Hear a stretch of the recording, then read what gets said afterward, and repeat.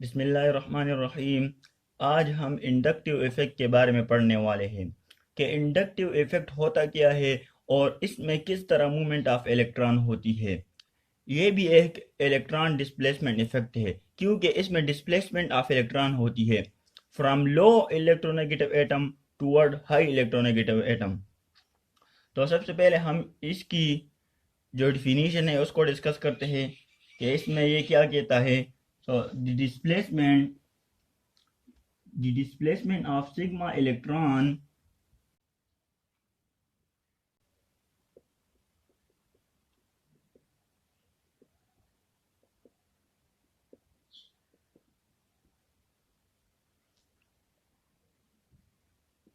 the displacement of sigma electron between atoms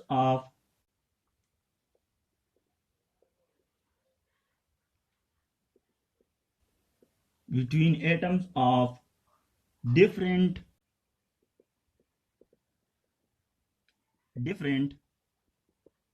electronegativity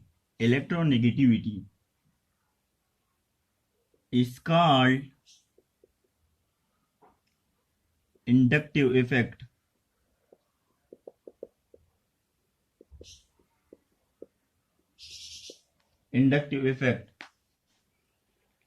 inductive effect होता क्या है। सो इसमें डिस्प्लेसमेंट ऑफ इलेक्ट्रॉन होती है, मूवमेंट ऑफ इलेक्ट्रॉन होती है। और कौन से इलेक्ट्रॉन की मूवमेंट होती है? सिग्मा इलेक्ट्रॉन जो होते हैं उसकी डिस्प्लेसमेंट होती है बिटवीन टू एटम्स।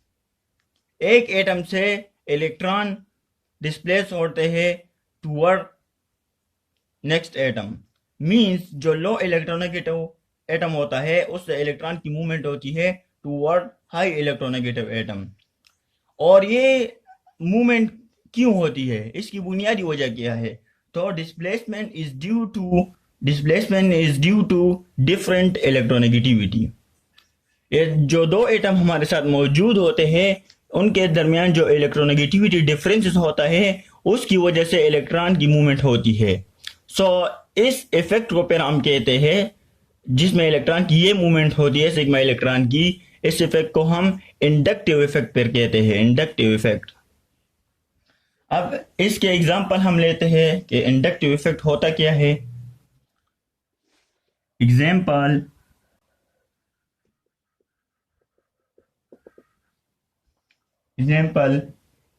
अगर हम इटाइल क्लोराइड का एग्जांपल ले, यहाँ पर CH3 CH2 और यहाँ पर Cl, तो इन सब में मोस्ट इलेक्ट्रोनेगेटिव एटम कौन सा है? क्लोरीन। हमें पता है chlorine is the most electronegative atom from carbon and hydrogen atom. So this chlorine will attract the electron density toward itself।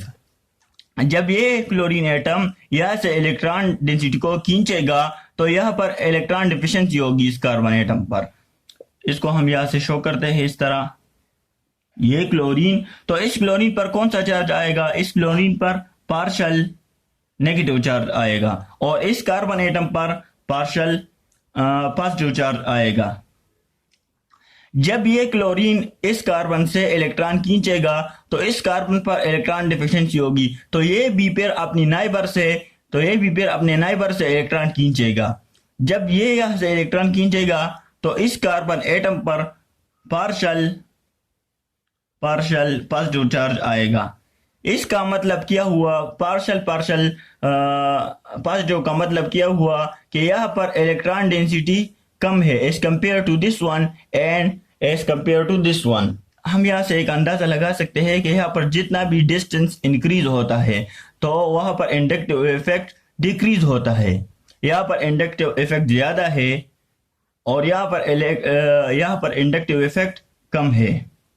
सो हम यहाँ से गेस कर सकते हैं कि इंडक्टिव इफेक्ट का जो पावर है वो डिक्रीज होता है when number of intervening bond increase।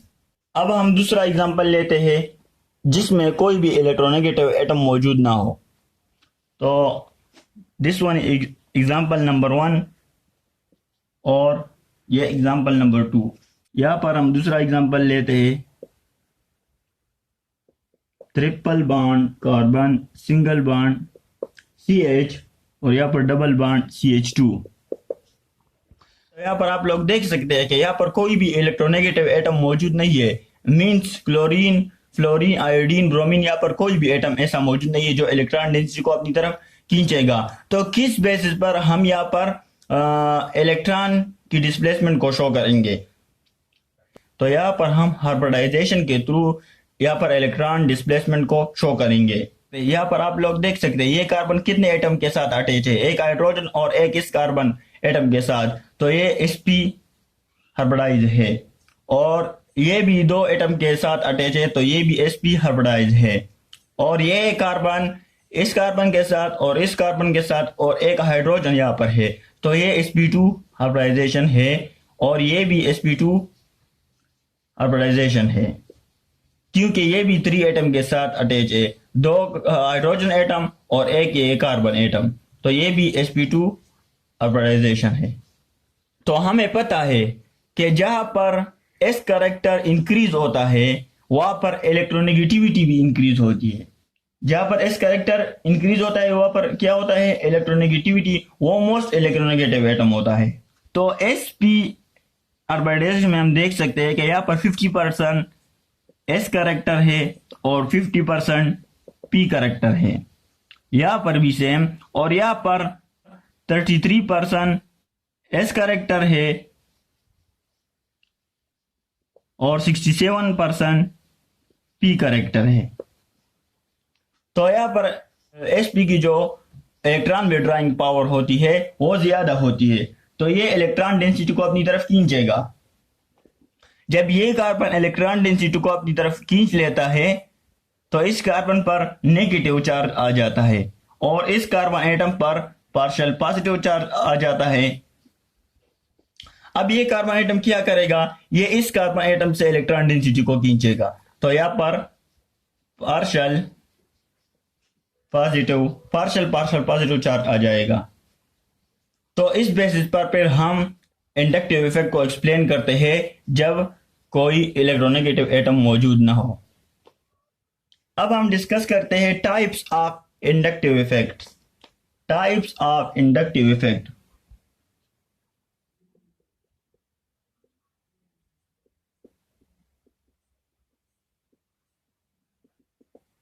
Types of inductive effect के इंडक्टिव इफेक्ट के कितने टाइप्स होते हैं? तो there are 2 type of inductive effect. The first one is electron withdrawing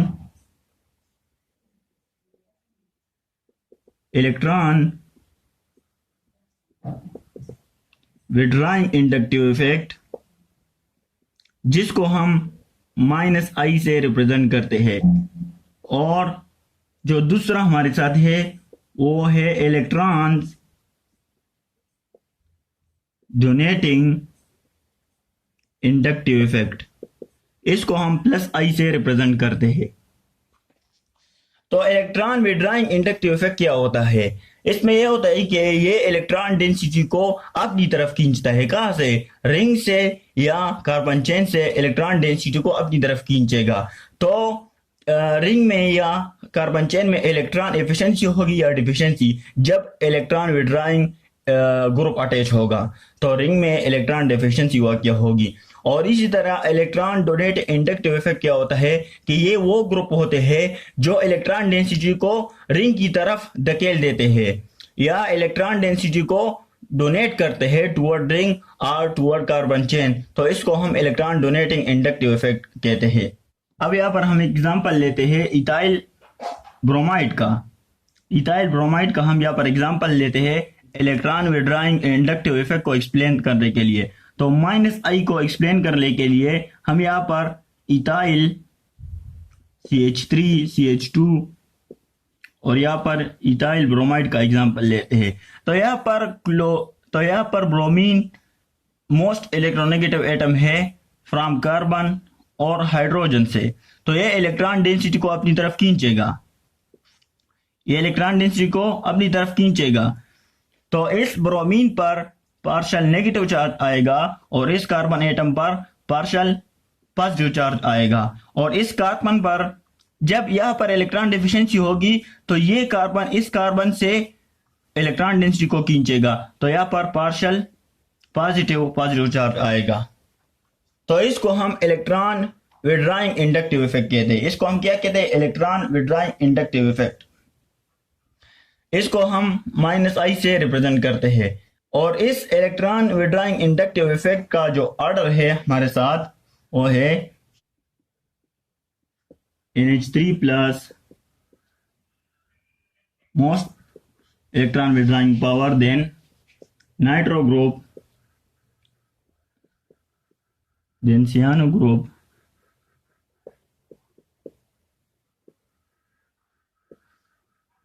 CHO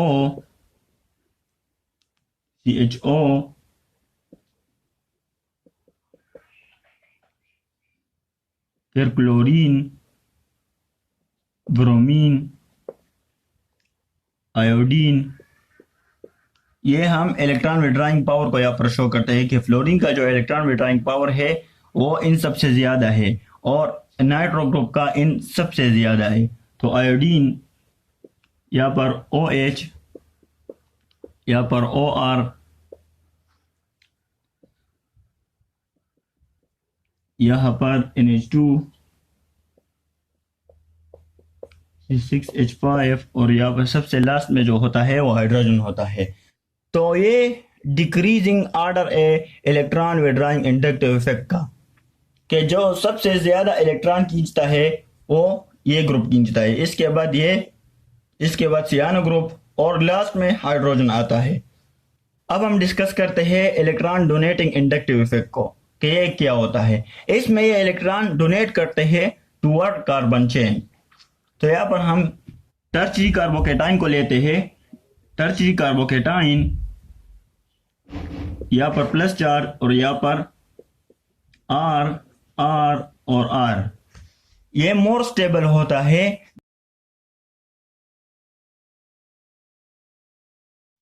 Tertiary carbocation is more stable than secondary carbocation, and secondary carbocation is more stable than primary carbocation. यहाँ पर सिर्फ एक CH3 group होगा। अब इसकी बुनियादी वजह क्या है कि टर्शियरी कार्बोकेटाइन मोर स्टेबल होता है देन सेकेंडरी कार्बोकेटाइन, और सेकेंडरी कार्बोकेटाइन मोर स्टेबल होता है देन प्राइमरी कार्बोकेटाइन। इसको हम 3 डिग्री कार्बोकेटाइन कहते हैं, इसको हम 2 डिग्री कार्बोकेटाइन कहते हैं और इसको हम 1 डिग्री कार्बोकेटाइन कहते हैं। इसके बाद मिथाइल ग्रुप आ जाता है। तो R जो होता है वो इलेक्ट्रॉन डोनेटिंग ग्रुप होता है। तो ये यहाँ पर जो जब इलेक्ट्रॉन ये डोनेट करते हैं ये तीनों ग्रुप, तो यहाँ से चार्ज खत्म होगा या नहीं, यहाँ से ये मॉलिक्यूल स्टेबलाइज होगा। जब ये इलेक्ट्रॉन डेंसिटी को इस कार्बन एटम की तरफ शिफ्ट करते हैं तो यहाँ से ये चार्ज और कम होगा, और ये जो हमारे साथ कार्बोकेटाइन होता है ये मोर स्टेबल होगा, क्योंकि हमें पता है कि list charge more stable and more charge list stable. तो ये यहाँ से ये चार्ज रिमूव होगा और टर्शियरी कार्बोकेटाइन ज्यादा स्टेबल होगा, क्योंकि यहाँ पर 3 अल्किल ग्रुप मौजूद है, यहाँ पर 3 R ग्रुप मौजूद है। अब हम आते हैं सेकेंडरी कार्बोकेटाइन की तरफ। तो यहाँ पर 2 R ग्रुप मौजूद है, यहाँ पर 2 अल्किल ग्रुप मौजूद है। तो यहाँ से ये इलेक्ट्रॉन डेंसिटी को इस कार्बन एटम की तरफ शिफ्ट करेगा और यहाँ से ये R ग्रुप इलेक्ट्रॉन डेंसिटी को इस कार्बन एटम की तरफ शिफ्ट करेगा। तो यहाँ पर जो इलेक्ट्रॉन डेंसिटी शिफ्ट होती है कार्बन एटम की तरफ वो ज्यादा होती है as compare to this one, क्योंकि यहाँ पर 2 R ग्रुप मौजूद है। तो यहाँ पर ये स्टेबल होगा, लेकिन टर्शियरी कार्बोकेटाइन से लेस स्टेबल होगा, क्योंकि यहाँ पर 2 ग्रुप मौजूद होते हैं। अगर हम प्राइमरी कार्बोकेटाइन की तरफ आ जाए तो यहाँ पर जस्ट 1 R ग्रुप मौजूद है, 1 R। तो यहाँ पर इलेक्ट्रॉन डेंसिटी की जो शिफ्टिंग होगी इस कार्बन एटम की तरफ वो इंतहाई कम होगी as compare to tertiary carbocation and secondary carbocation. That's why primary carbocation is less stable than tertiary carbocation and secondary carbocation. So this is the electron donating inductive effect. इस concept को हमने electron donating inductive effect की मदद से understand कर लिया है कि ये टर्शियरी कार्बोकेटायन क्यों स्टेबल होता है प्राइमरी कार्बोकेटायन से।